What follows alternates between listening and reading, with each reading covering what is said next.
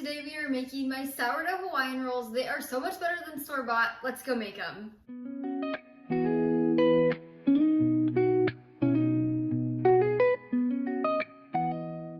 You can find my full written recipe link down in the description below. Just click the link, it'll take you over to the blog where you can print and save anytime. I also have tons of serving tips over there and ideas, so definitely go check that out. So you're gonna need a mixing bowl, a bread whisk, or a spoon. You could just use a regular one. And then we're gonna add in 1/4 of a cup of fed sourdough starter. So before you even get started with this recipe, make sure you feed your starter at least 4 hours before so it can get nice and active and bubbly if it's not yet. My starter was still really active and bubbly even though it's been in the fridge for a few days after being fed, so I went ahead and just used it right away. You just want to make sure it's active and ready to go so it can bulk ferment all of the ingredients and our dough can rise and get really nice and fluffy. If you don't know how to feed your sourdough starter, you can go down to the description below. I have instructions down there as well as my free ebook that will guide you through everything.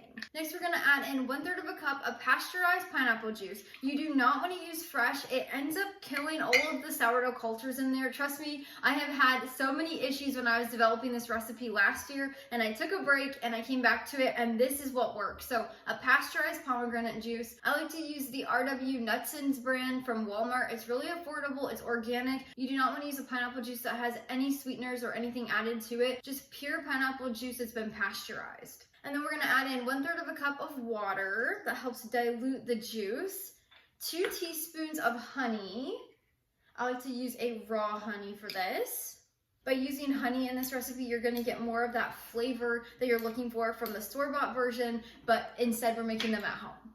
Next, we'll add in 2 tablespoons of avocado oil. You could also use melted butter. I do not recommend using olive oil just because it's going to add a different taste to it. And finally, 1 teaspoon of sea salt. And then we're going to grab our spoon or our bread whisk and we're going to mix this to combine. You want to make sure your sourdough starter is kind of combined in here. You're going to see chunks still and that's completely fine. We just want to break it up a little bit. Once you've got that pretty well mixed up, we're gonna add in 1 3/4 cups of all-purpose flour, and then we'll just mix this to combine. You should end up with a dough that looks a little bit like this, so it's combined, it's a tiny bit shaggy. Now, if your dough is more wet than this, no problem. Your sourdough starter is just more hydrated than mine. Just add a few extra tablespoons of flour to your dough. If your dough is more dry than mine and very crumbly and shaggy, add a few extra tablespoons of water. Your starter is just less hydrated than mine. Again, not a problem at all.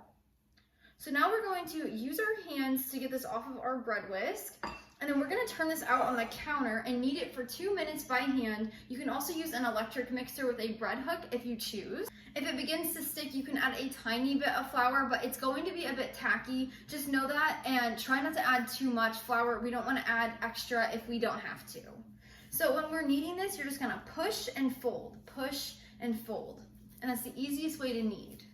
As I was kneading it, I added a little bit of flour. After it gets going a little bit and the gluten's starting to strengthen, it does get a little sticky. So make sure you add a little bit of flour to your workspace if needed. And then once you're done kneading your dough for 2 minutes, we're gonna grab our mixing bowl. We're just gonna put this back inside. Now, a lot of people tell you you have to wash your bowl. I never do. But then we're gonna grab a lid or you can grab saran wrap. You can use a damp kitchen towel where you wet it under the water, wring it out and place it over this. Make sure it's not dripping. But then if you're using a lid, just put this on like this and clamp down 2 sides, leave 2 sides open, and that's exactly what we're looking for. We're gonna let our dough bulk ferment or sit on the counter at room temperature for 12 hours until it's doubled in size and puffy. If it gets to be 12 hours and it's not really doing anything, there could be 2 issues. It could either need a lot more time to bulk ferment, just let it sit on your counter and ferment more, or if you do that and it does nothing in 24 hours, then you have an issue with your sourdough starter. Just follow my troubleshooting tips and tricks down in the description below to help you if you're having either of those problems. So I will meet you right back here in the kitchen tomorrow morning whenever I continue this recipe. It's about 10 o'clock in the morning now, so my dough will finish bulk fermenting at 10 p.m. tonight. Now, I do not want to finish this recipe at 10 p.m. So what I'm gonna do, I'm gonna put the lid on airtight and pop it in the refrigerator until the morning. You can do that up to 48 hours if you need more time. Again, don't do that until your dough has doubled in size though, but we will see you back here tomorrow.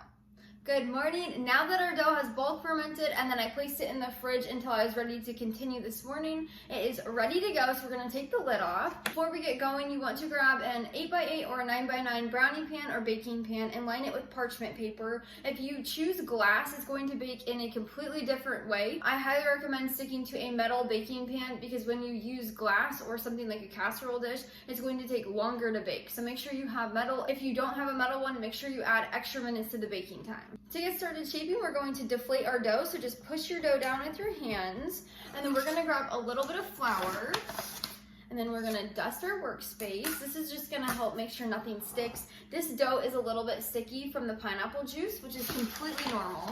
Once you have your dough out on the counter, make sure you coat it in a little bit of that flour. Again, it's normal to be a little sticky, so you just want to give it a quick coating. And then we're going to roll our dough into a 1-inch thick rectangle. So I like to kind of shape it into a rectangle before I start rolling, just to help keep its shape. And then we're going to just roll it out quick. This dough is so soft, it rolls really easy. And then after you get it to about 1 inch thick, I always say the first knuckle on your pointer finger is about 1 inch, so that's how I measure. And then once you have it rolled out to that, you're gonna just reshape it into that rectangle to make sure it stays in that shape. After you have it rolled out, you're gonna grab a knife or a bench scraper. I love this thing. And then we're going to cut it into 6 little squares. So what I like to do, I like to cut down the center, and that makes 2 long rectangles. And as I'm going, I'm also pushing it back into the rectangular shape just so we can keep them into the roll shape. And then what I like to do is I like to cut each side twice, and that will make 3 rolls. So you want to make sure they're about even. I always like to score it and just double check. Now that we have everything cut, we are going to just kind of reshape them into squares if needed. Sometimes they can kind of fall out of their shaping just because the dough is so soft. And then we're gonna place them in our prepared baking pan. So what I like to do 2 rows of 3. I'll show you in a second. And then you want all of them to be touching while they're baking. This helps them get that really nice pull apart softness that you get in the store-bought version. So you just wanna make sure they're all kind of pushed together. Now we're gonna grab a clean, dry kitchen towel and pop it over the top, and then we're gonna let these sit at room temperature on the countertop for 3 to 4 hours until they're puffy. Then I'll meet you right back here so we can bake them. Now that your Hawaiian rolls are proof, they should be puffy after about 2 to 4 hours, just like mine. Now we're gonna stick them in a 375-degree preheated oven and bake for 22 to 24 minutes. I'll meet you back here when they're done baking. This is what your Hawaiian rolls will look like when they come out of the oven. Now we're gonna place these on a cooling rack and let them cool down before we pull them apart. Let's pull these apart really quick. They're still a little bit hot, but I wanna pull them apart. Whew, warm. Look how fluffy these things are. Oh my goodness, they're like clouds.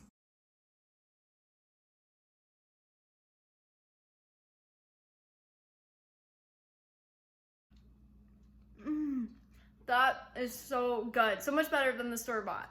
Again, you can find my recipe link down in the description below. Just click that link, it'll take you over to the blog where you can print and save anytime. After the Hawaiian rolls cool down, you'll want to store them in an airtight container at room temperature for about 4 to 5 days. They'll last probably 6 or 7, but I always like to eat them within 4 to 5 days. You can also freeze them. For freezing instructions, head over to the blog for more information. I hope this recipe replaces the store-bought brand of Hawaiian rolls. That way you can make them from scratch at home with wholesome ingredients. Until next time, go love your family and serve God one recipe at a time.